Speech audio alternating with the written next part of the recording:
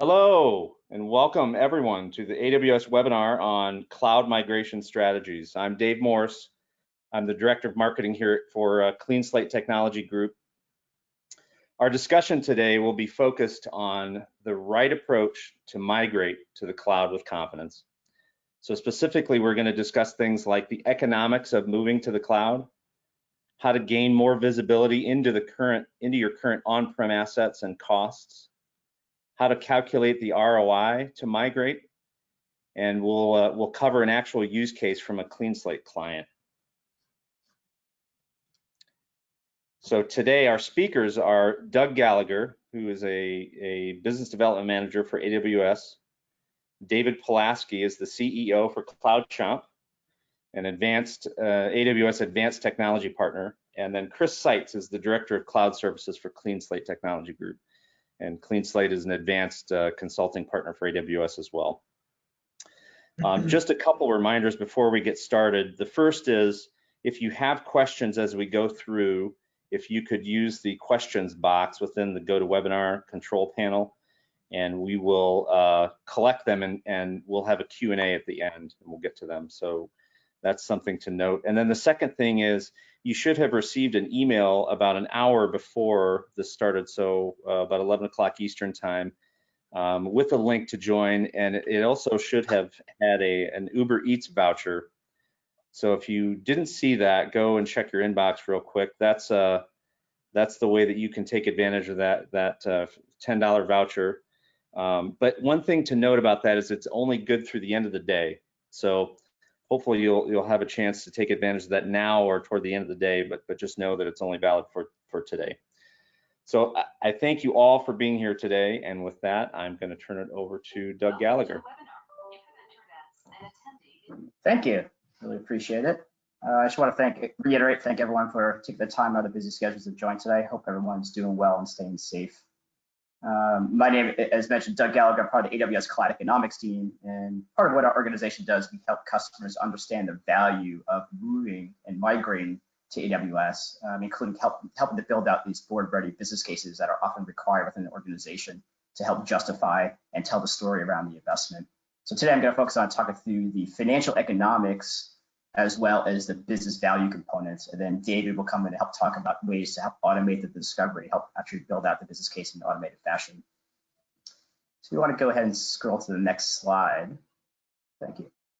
So when we, feedback from customers that have migrated AWS have told us, and it's been validated by third-party analyst studies, that when moving to AWS, there is 3, 4, or even more value pillars. And based upon that feedback, we developed what we call the cloud value framework that really helps customers align their business cases to various business KPIs that really help tell the overall value story of moving to the cloud. First, on the left-hand side is cost savings, or TCO, which is looking at an apples-to-apples comparison of, if we're looking at an on-premises data center on co-location, what does that look like from a cost perspective, and then helping to model that out to the AWS solution and identifying areas for cost reduction opportunities, and also helping to develop the ROI. But then moving to the right, beyond just the TCO, there's other value pillars, one of them being staff productivity, with regards to there's certain task hours that can be reduced from moving from on-premise AWS, for example, the time spent or the amount of resource hours spent on managing provisioning virtual machines or terabytes of storage. And moving to the right, operational resilience or risk reduction. So being able to reduce the amount of outages or reduction in mean time to resolution or lowering your security incidents, which ultimately can lead to a bottom line improvement. And then all the way on the right-hand side, business agility, being able to deploy applications faster, being able to increase your development lifecycle to have more releases. And ultimately, there's a business value benefit associated with doing so. If you want to move to the next slide, thank you. So first, I'm just going to briefly cover the financial economics, and I'll go into the business value components. So this graph here, it's not animated here, so I'll try my best to kind of walk through it. This kind of helps explain, traditional comparing, on-premises data center or co-location to the cloud. And if you look at the the dotted line. So as far as my background, I was an IT finance director before joining AWS. So every year we got to try to plan out, working with the business to understand, okay, here's the new initiatives and how we actually going to build out our infrastructure to support those new initiatives and new applications. So we start with our predicted demand, which is our dotted line here.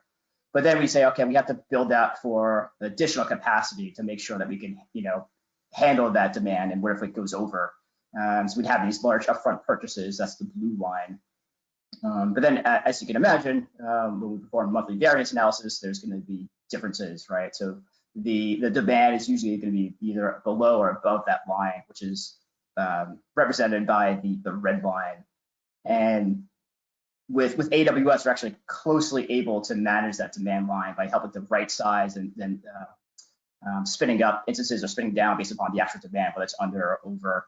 And as we see in this example here, where obviously where demand is actually lower than what we built out for, right? That's just excess cost, right? And then on the flip side, if demand actually goes above what we provisioned for, then there's that lost opportunity or even potentially business disruption. If you want to scroll to the next slide. So here's how we look at a financial comparison. Leveraging CloudChomp, for example, performing a discovery analysis, we can help look at what the cost is on premises, right sizing that to AWS, that's represented on the left-hand side. But there's also other levers to help actually optimize and reduce the spend. For example, further monitoring and further right sizing based upon actual usage, tiering our storage, for example. And then on the right-hand side, post kind of that optimized lift and shift, what we call this opportunity to actually modernize and take advantage, for example, of AWS higher level services, such as serverless or containers. The percentages here are based upon a customer example. On the left-hand side, lift and shift, there was a 28% cost reduction, and then an additional 10% reduction by actually further monitoring and further right-sizing, and then an additional 12% by modernizing and monitoring. If you want to scroll to the next slide. If you want to, yep, okay, thank you. And now moving on to business value, customers have asked us to help. How do we, help us quantify those other less tangible benefits? From a cost perspective, okay, we can pull our general ledger, we can pull our asset schedule to kind of help do that comparison to AWS. But those other areas, they're really hard to quantify. Like how can we do so? We see the KPIs, but can kind of what's the way to actually assign a dollar value around those? So our team, beginning in 2018 through 2019, and we're expanding later on this year, we've conducted a business value benchmarking study. So far, there's 1,500 customers to date that have been on the AWS platform for over a year, and we actually have that data broken out by industry vertical, as well as different types of size of the organizations.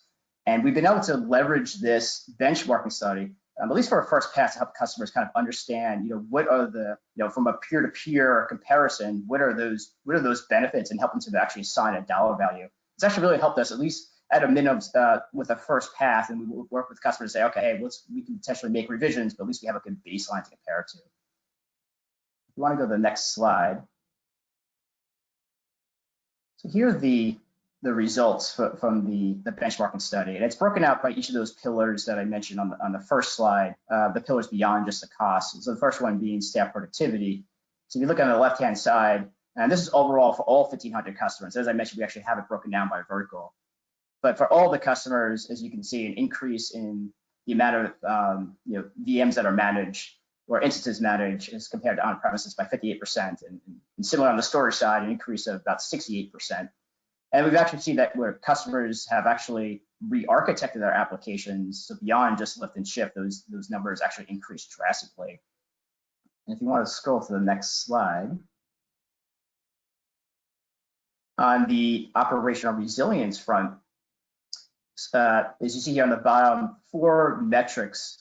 One is overall decrease in downtime. And as you can imagine, a downtime event can be very costly, from cost to bring in resources to actually get the plant back up and running to actually loss of revenue.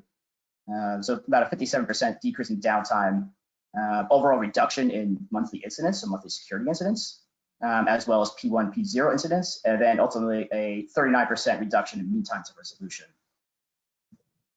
If you want to scroll to the next slide,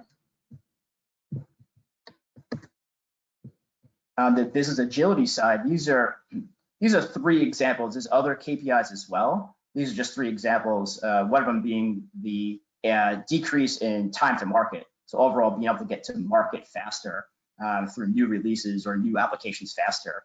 Similarly, increase in or decrease in the time to deploy code to production, as well as ultimately the increase in the amount of time to just deploy new code. There's also other KPIs with regards to revenue uplift, as well as net promoter score as well. If you want to go to the next slide. Okay, so I'm just going to brief, before I kick it off to David, just kind of walk through some example outputs to kind of show you how we work with the customers to kind of help them tell the entire story. And one thing we also do is really help customers understand what their objectives are. Because at the end of the day, the customers are going to own the business case. We want to make sure it aligns to what's meaningful for their business. So from here, from a summary perspective, here, this is quantifying all the areas within that cloud value framework. So the cost savings, which David talked through in the CloudChomp, looking at the on-premises to the AWS comparison, and then quantifying using the benchmark, which I'll go to the next slide, using the benchmark data to quantify those other pillars. So on the cost savings front, this is actually taking that TCO comparison, actually building out an ROI, especially when CFOs are reviewing the business case. There are certain KPIs that are important to them. So looking at their cost of capital, for example, and their hurdle rate to understand, okay, what will it take to have a positive investment here? So this is actually outlining all the components to look at. Okay, what does the on-premises look like over a horizon, over a refresh cycle? What is the cost to migrate to AWS? And then what is that, ramping up to AWS over time? And then looking at that over a horizon, how many years is it going to take, or what's the amount of time for a payback? And then what are some of those key performance indicators, such as return on investment or the net present value or the IRR?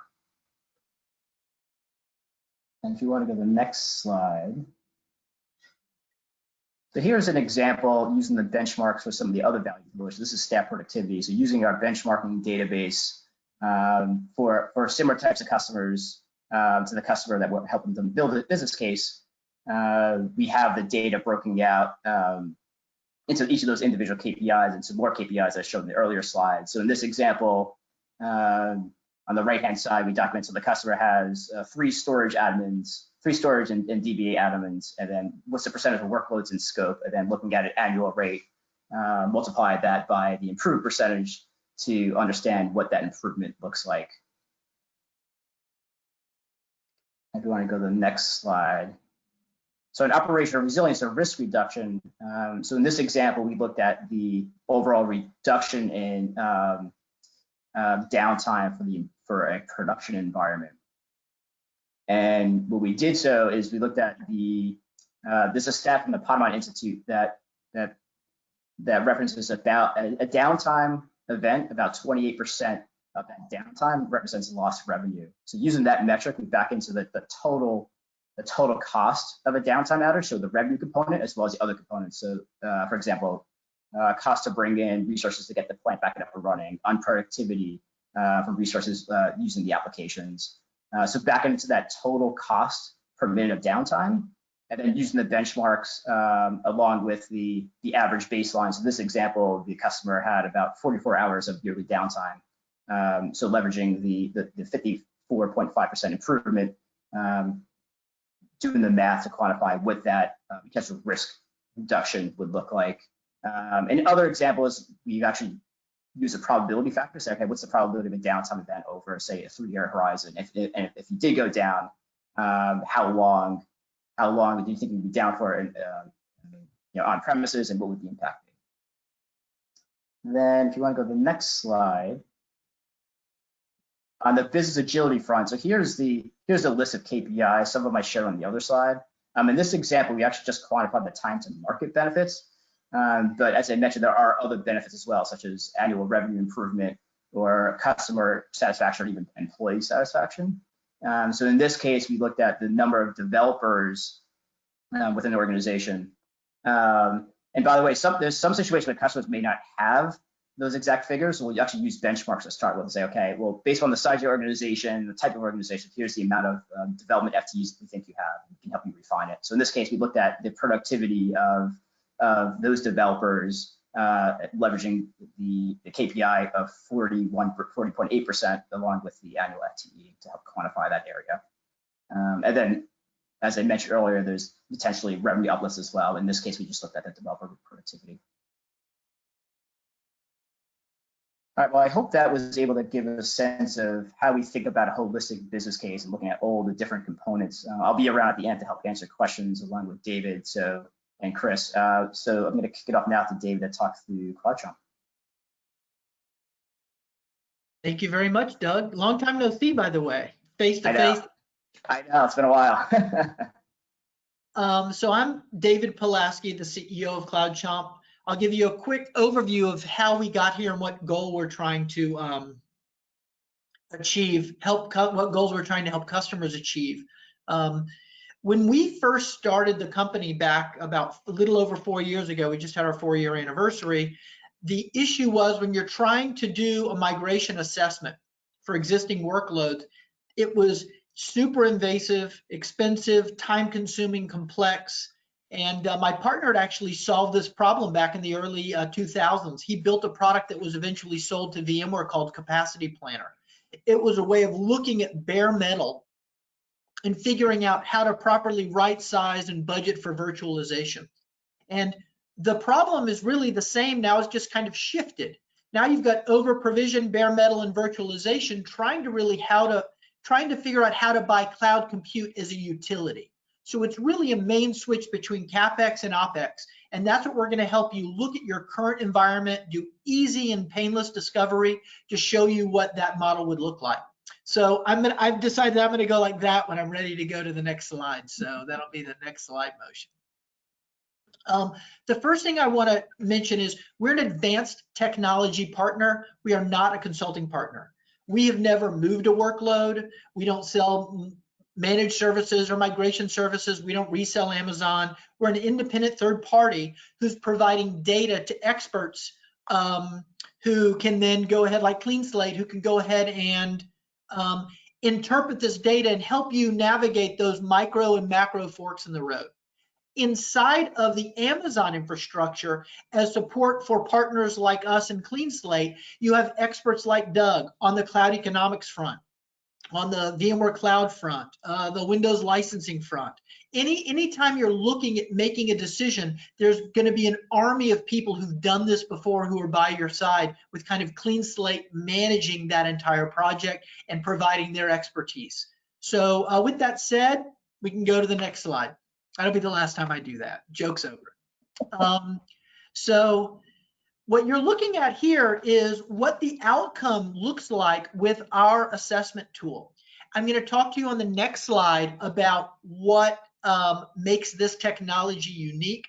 Before I do so, I do want to point out that there's more than just TCO to an assessment like this.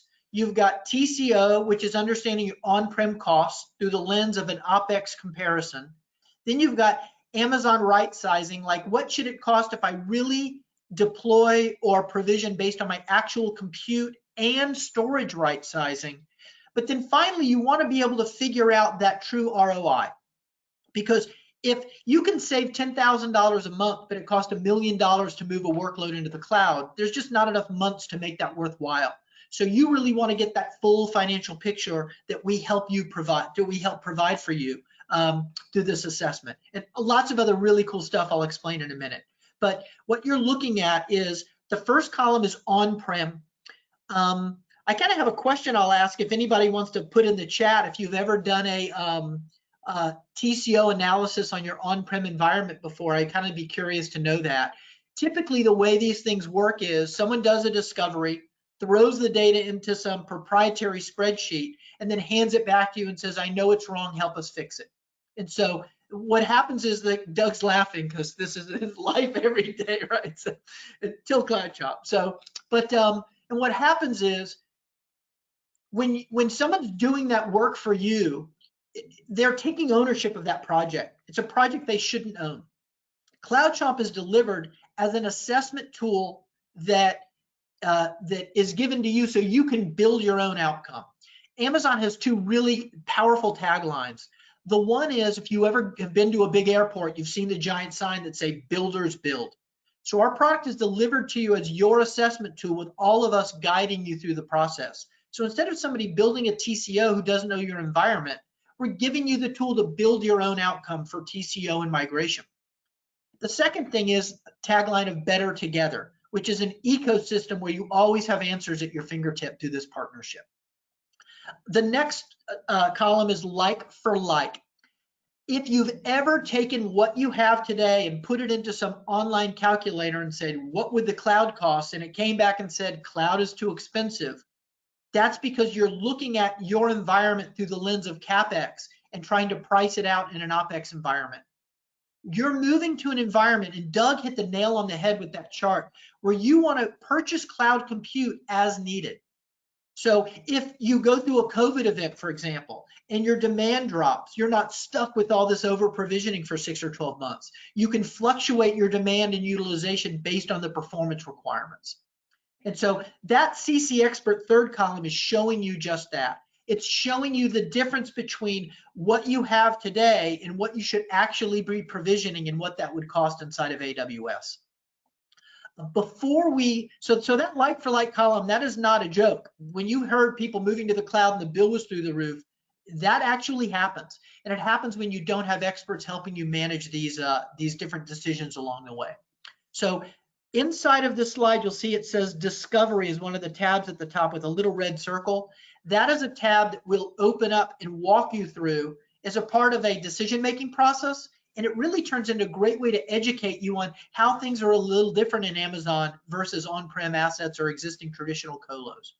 So every single decision we make to get you to CC Expert will be inside of a different category and type inside of that tab, and we'll walk you through all of those.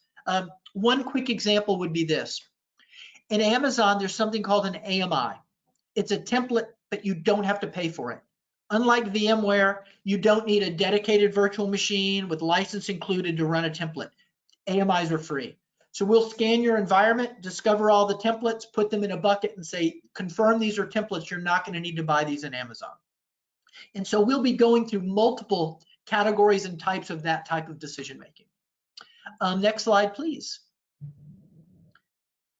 So this is a deep dive. So if our application is telling you, hey, you've got 16 core and we think you need 4, you're going to be able to see it right in here. So it's not going to be some Excel spreadsheet handed to you where you've got to cross your fingers and trust the data.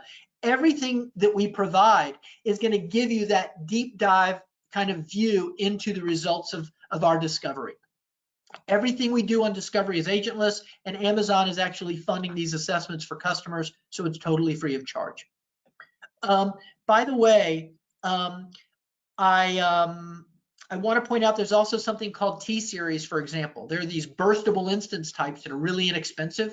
So on here, we may have recommended a T-Series, but Chris and the team at CleanSlate may come back and say, hey, for that type of workload, T-Series is not really the best option. You should go with something different. So having this data is great. Seeing the recommendations is great, but certain applications may behave differently with certain types of compute options.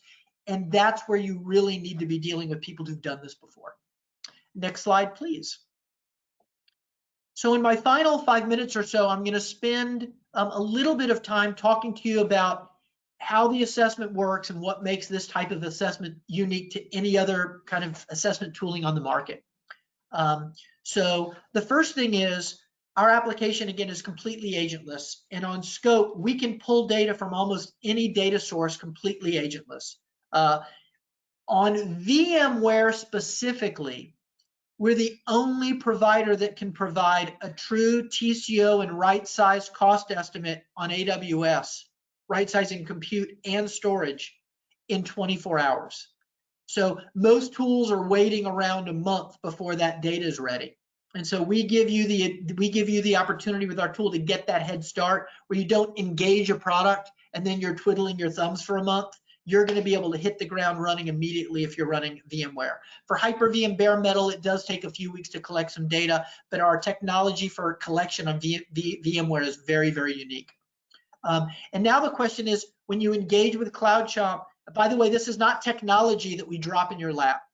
We are here by your side with a full white glove service for all of the demoing, provisioning, training, customization, reporting around the tool, where Chris and CleanSlate and the team at Amazon is there to help you every step of the way when those decision trees start to present themselves throughout the engagement. So what we do is agentless discovery, so we call it discovery to SAL, which for those of you who don't know, that means statement of work. So it's not just TCO, it's also kind of understanding that ROI. So we do automated discovery from almost any data source.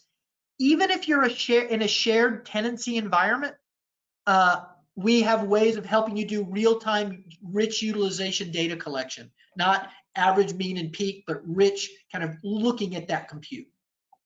Then we'll help you do your on-prem TCO, super simple and fast, where you're in the driver's seat. And then also right-sizing EC2 to VMware Cloud as well, or EBS, EFS, and S3. So all of the different flavors of storage inside of Amazon. We're not just looking at what you have, what's been provisioned or allocated. We're actually going to be able to help you look at your used storage so we can give you that best compression on utilization and price. We also, we have two competencies. One is migrations, the other is Windows workloads. So we're going to help you look at your Windows Server licenses and your SQL Server licenses and help you figure out best path forward, as well as some of the financial impacts of those decisions. This other bullet says transformation recommendations. This is a brand new feature and concept from CloudChomp, and that we're now looking at the applications you're running and showing you what native services in Amazon you should be considering. And then coming in the next few months, we're actually releasing new tools that will be able to look inside of your environment. We'll be able to ask you a few other questions and actually help you make automated decisions in the fork in the road, and also help you price out some of these non-EC2 VM machine costs. So serverless, managed services, and other things, we're looking for ways to actually help you build out the financial model beyond a lift and shift and right size. So that stuff is coming. It's really, really cool. But for now, we're going to show you, hey, you're running, Postgres SQL, you really should look at Aurora or go look at RDS Postgres and look at those two options and learn about them. And then we also have application discovery and machine and application dependency. So you don't have to go to one tool for TCO, another one for Windows and SQL and application license management, and then another one for app discovery and dependency mapping. When we connect, we're going to connect all of these services. We're going to start looking through the financial model to make sure the money works, and then work with Chris and his team to help you figure out what is the best workload to move first so we can start getting our feet wet in cloud. And then finally, that migration planner is that statement of work calculator I was talking about. It's basically a built-in tool that helps you tag your assets to where everything is going inside of a migration. What's getting retained, what's getting retired, what's getting re-architected versus rehosted. And there's even something called, for example, repurchase. You may have an Exchange server you're moving off to Office 365. So all of that can be accounted for, and then Chris and his team can actually see the map of where everything's going and quickly build out that SAL for you. And then finally, as I mentioned before, this collaborative workspace isn't a one-time snapshot in spreadsheets. This is a collaborative framework where all of us are co-administrators helping guide you through a common agreed upon outcome that everybody is comfortable with. So it's every time you go in and look at the project, if you have a 2-week delay and you have to jump back in, when you jump back in, you're looking at data that's no more than 12 hours old or 24 hours old. Everything is always fresh and live inside the environment. And with that, I'll pass it to one more slide, I think. And this is how you'd engage with us. But for the course of this engagement, I'd reach out to Chris, talk to them about their services. He will use our technology funded by AWS. And then as we engage in the assessment, we'll start pulling in resources from wherever we need them to make sure that this project is successful. And we're on our way to doing, I think, our 600th assessment And every month we're going bigger and bigger. We've seen a dramatic uptick in Q2 and Q3, and I mean dramatic. We're just having record months of companies starting to realize that, in complex, wild swing environments, having the ability to throttle up and down compute and storage is much better than just laying out capital. So if you've got new capital expenditures, invoices coming on your desk for the next quarter or year end, now is the time to start thinking about what are my alternatives to running these workloads in a more efficient environment. And with that, I will pass it on to Chris. Thank you, Doug, for the intro on the way in. And I appreciate everyone's time, and we'll look forward to working with you. Great. Doug, Dave, thank you so much. Appreciate presentation. And as I go through the slide deck here and give a little bit of glimpse of CleanSlate, I hope everyone who's attending today will be able to see the partnership and how CleanSlate and those on the phone today are working together to bring everything that the cloud has to offer to bear. So with that, let me give a little bit of background on CleanSlate, just real briefly. We've been around since 2000. We're advanced tier partner on the consulting side. So David pointed out earlier, they're advanced tier partner on the technology side. So work well together. And what we pride ourselves in is bringing technology to play for our clients, but not just the technology and our expertise around that, but the solutions that technology can bring, and doing it in such a way that it fits in with the strategy that the business and the outcomes that the business is after. We spend a lot of time investing in our staff to have that technology expertise.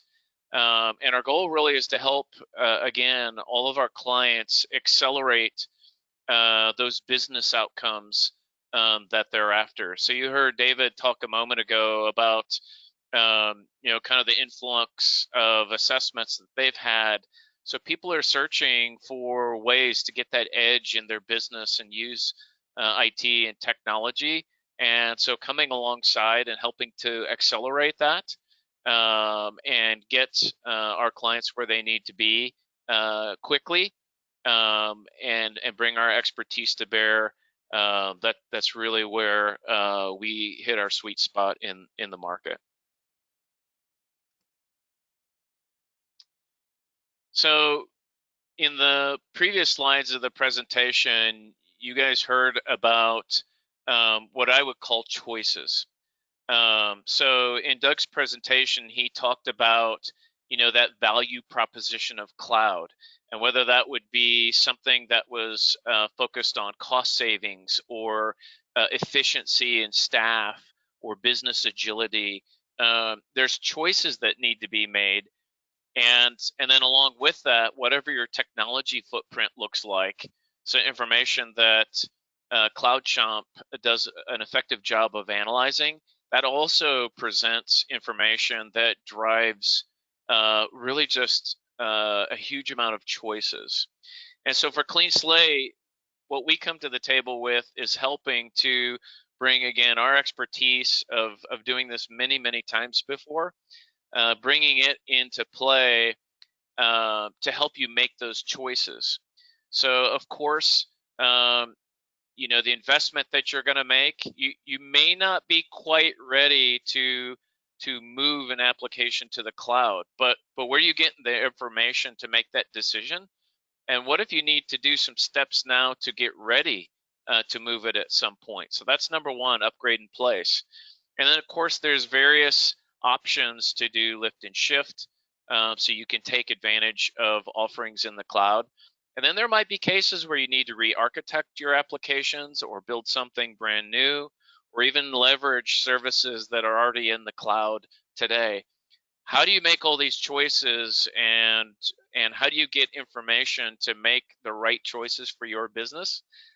This is what we bring to the table.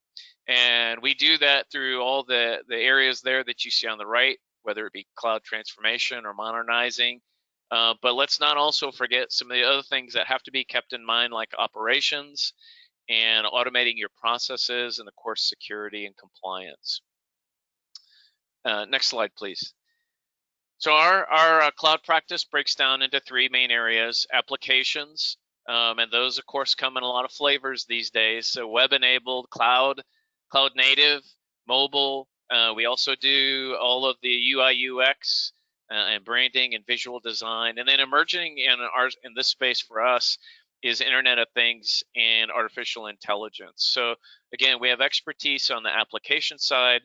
Also on the cloud architecture side, it's very important that the cloud tenant is designed appropriately to achieve your high availability, security goals, redundancy, backup recovery, all of those elements that you're probably and hopefully doing on your on-prem environment as well.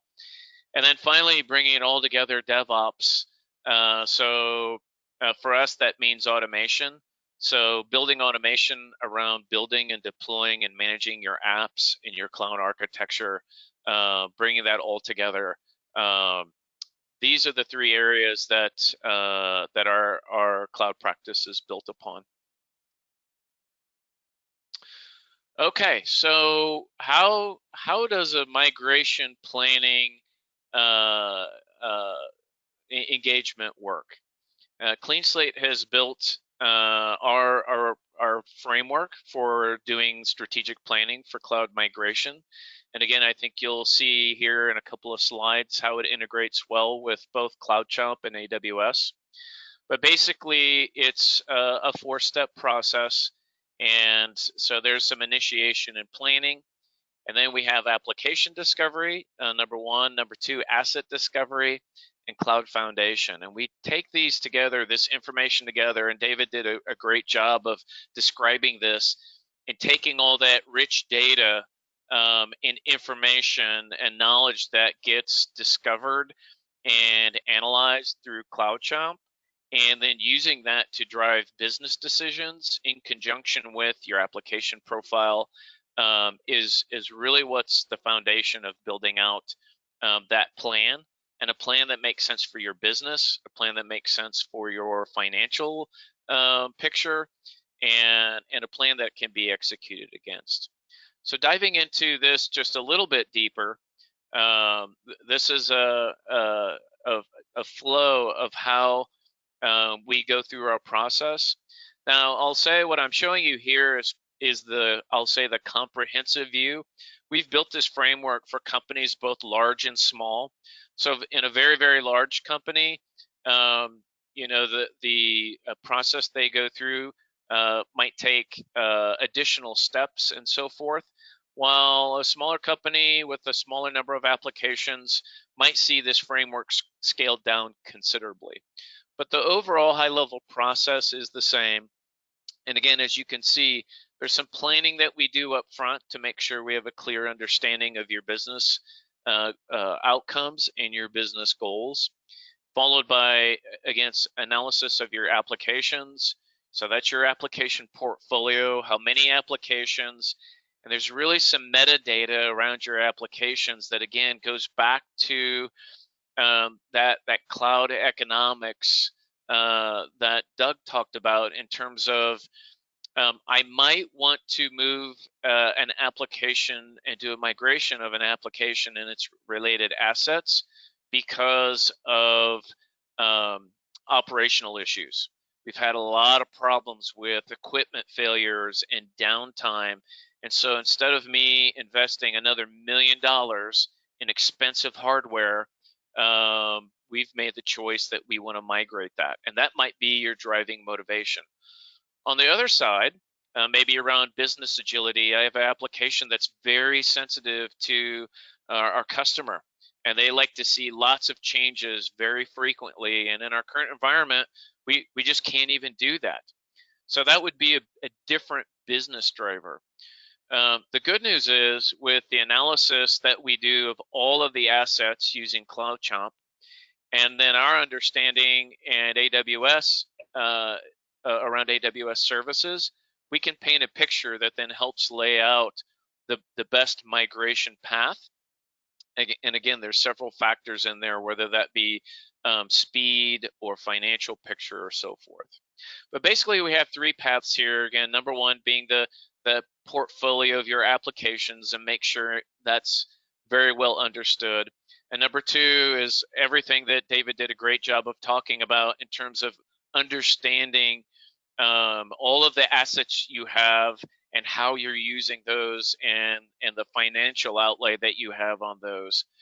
And then finally, the Cloud Foundation is all about making sure that your destination into AWS is well planned for in terms of its architecture, its high availability, its security, its operational footprint as well. So we have a cloud operations framework, again, going back to that Cloud Foundation. So just giving you a little bit of detailed view. These are the things that CleanSlate brings to the table. This is a very busy slide, and there's a lot here. The good news is you don't have to know how to do all these things. CleanSlate does. And along with our partnership with AWS, we go through this and use this to help build a roadmap to make sure that your cloud tenant is built out in a manner that matches, again, your business objectives.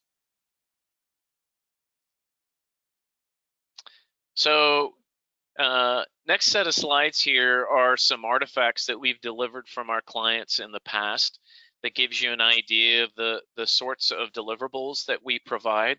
Again, going back to what David talked about, that partnership working alongside with you. All of these artifacts we build in conjunction with our clients. This isn't we build these kind of behind the curtain and we throw them out in front of you and good luck. These are things that are built in a collaborative manner and done with your staff. So as we progress, everybody knows what's being designed, why it's being designed, and what the goals are. So this here, again, overall cloud architecture. This slide here, again, application architecture. So we talked previously about using traditional delivery models versus cloud-based delivery architectures. Again, we can help you make those decisions as it applies to each one of your applications. And then finally, very important cost, obviously front of mind for all of our clients. So this is a real example that we did with the actual client that going into the engagement, they had, true story, read in some magazines that Google was cheaper than all the other cloud providers. And so they were certain that Google was going to be the way to go because, after all, it's cheaper. They read it on the internet. And what we did with the client was, well, let's do the analysis. Let's look at your workloads. Let's project those workloads into the providers that you're interested in, and let's let the data speak for itself. So again, the goal here wasn't necessarily to force AWS on them, although we are certainly biased in that fashion, but to give the data to the customer to let them make the best choice. And in this case, AWS turned out to be the front runner. Yeah, if I can jump in, I've been in situations where other assessment tools have made comparisons of cost. We're leaning in one way or another as kind of their, wherever they wanted to lean, right? And they were leaning towards Azure being more cost effective. We're a non-agnostic tool. We only know, so we're super deep in Amazon. And so there are things that you'll learn about with individual clouds that are super important that you need specialists in those areas. But it's very easy for a tool to show another vendor to look super expensive. You could look at, for example, Azure with BYOL, but then show Amazon with, all of it, you're rebuying all your licenses versus looking at what it would be with a dedicated host if you've done that properly. So you always want to make sure you're finding experts in each cloud who are giving you an honest, deep dive expression of that particular cloud. Super important. Great point, Chris. Yep. Thank you, David. Again, quickly going to go through just a few more slides here. This is, again, if your environment is complex and has a large number of applications, AWS has an approach called 6R. You can see it there in the legend on the right, where again you're targeting applications. Do we rehost it? Lift and shift? Do we need to do some level of re-architecture? Do we just want to retire it and be done with it? So this is a cost complexity matrix that is one of the deliverables that we put together. Again, bottom left is what would typically be considered low-hanging fruit. Top right would be considered applications that you want to think through carefully before you dive into them, because they're recognized as heavier investment, heavier complexity. But again, can't emphasize enough the thought that David shared, which is the goal is to get the information into your hands and come alongside and help you guys make those decisions.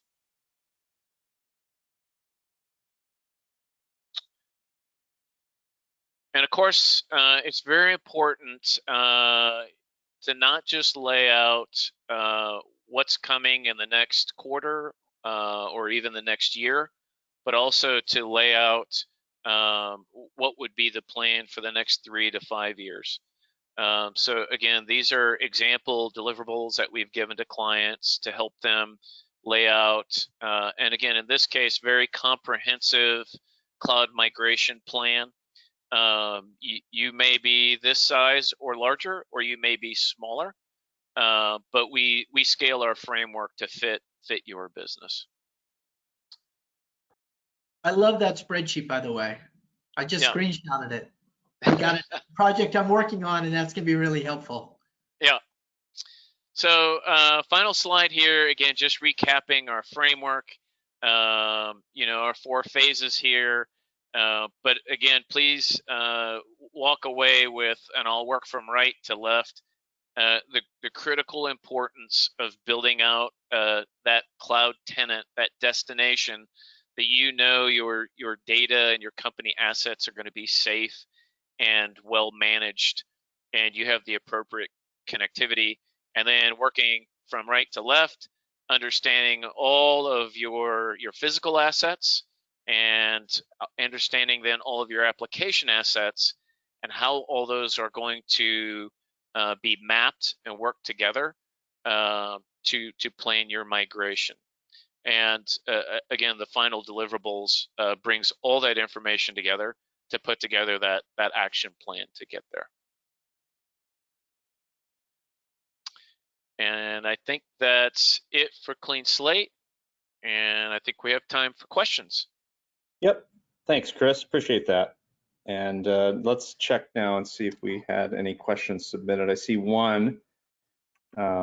There's a question that says, who do you recommend is involved in the TCO calculation? Finance, IT, other?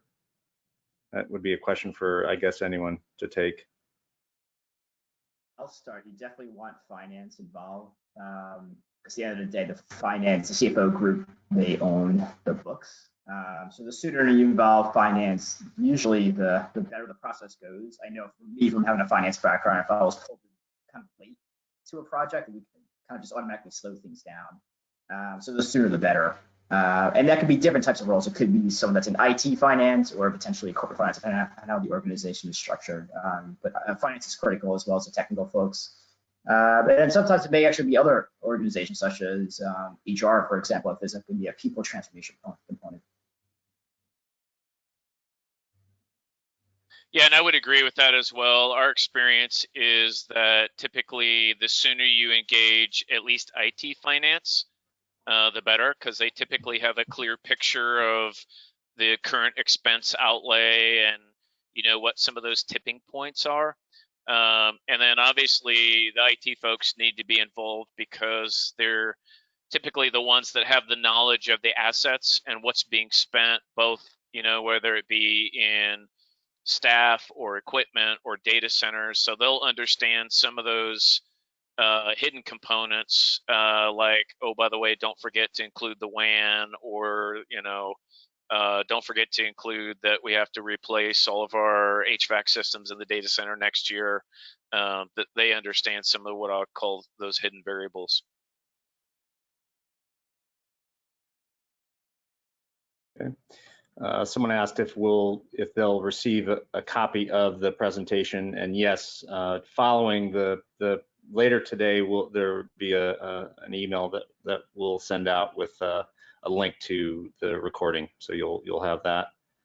And then I advanced the slide one more to talk about this. Somebody asked about how do you get in touch with CleanSlate to start, and so I've listed everyone's contact information here. And Chris, do you want to talk about the half-day migration workshop? Yeah, so first of all, thank you for everyone that attended today, and you're welcome to reach out to any and all the folks here.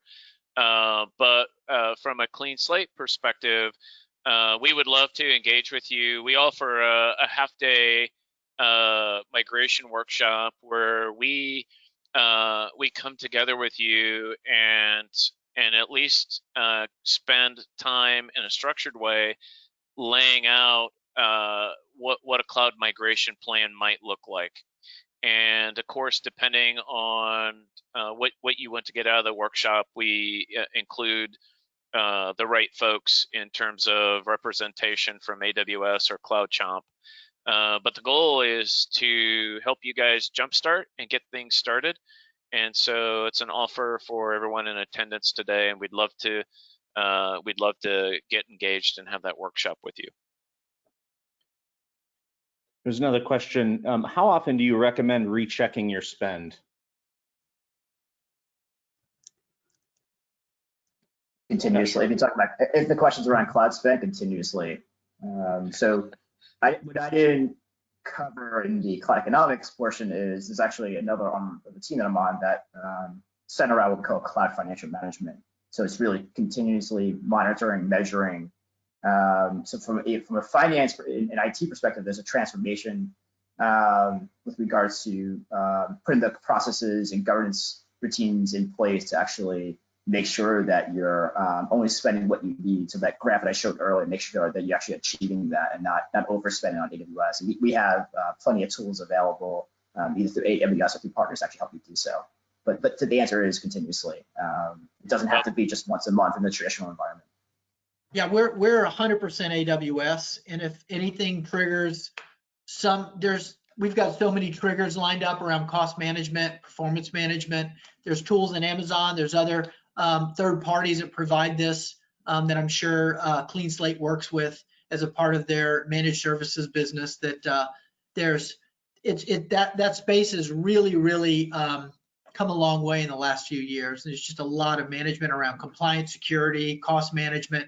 There's just a whole framework of tooling around Amazon for that. The other thing related to the TCO that we were talking about, I've seen a lot of pickup in the private equity space around helping companies that have common ownership bubble up to a single payer account where you can qualify for larger savings plans. So if you're a subsidiary of a larger company, there could be a larger opportunity for cost savings based on different savings plans if you can find kind of a way to get the parent company or some of your different sister companies working together in conjunction to get migrations going and to get start combining your effort under what they call a single payer in AWS. And again, all that is part of cost management where there's tools for helping you do that. Chris, this message is directed at you, or this question is directed at you. Is there a cost for the workshop? No. Okay, complimentary. That's good to hear. Complimentary. All right, good. And then another question: what are some mistakes that companies make when planning or making a cloud migration? I've got one. All right, go ahead, David, and I'll go next. Trying to figure it out on your own, I think, is probably the biggest mistake. I mean, if you're hiring people who have done this before, then you're in better shape.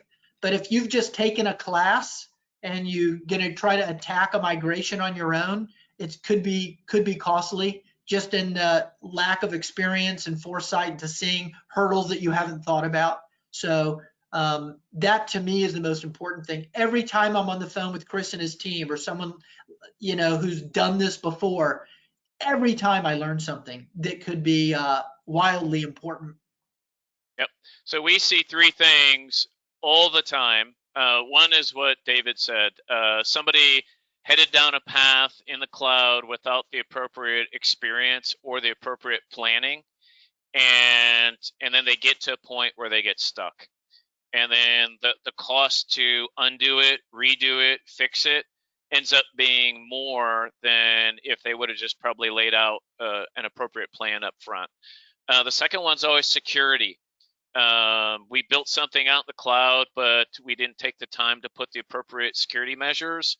And now our internal audit team or compliance, or we did a pen test.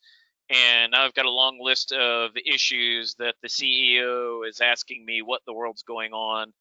That would be number two. And then the third is the financial side. You know, Doug said it best. Manage the financial piece of it continuously. There's great tools on the market to do that, and it happens quite frequently, and it always goes like this: our cost is not what we expected, and we're not exactly sure why.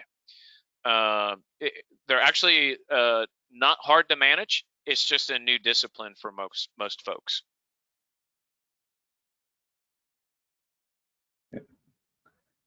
I think we've covered all the questions.